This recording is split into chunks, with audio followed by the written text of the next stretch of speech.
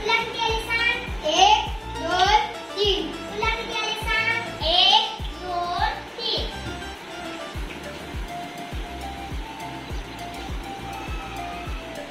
6 वस्तू होत्या. दोघांमध्ये समान वाटल्या. प्रत्येकाला 3 ची वाटली आणि माझ्याकडे 0 आहे. 12 वस्तू आहे. 4 मुलाला वाटायचे आहे. 1 2 3 4 5 6 7 8 9 10 11 12. 1 2 3 4 5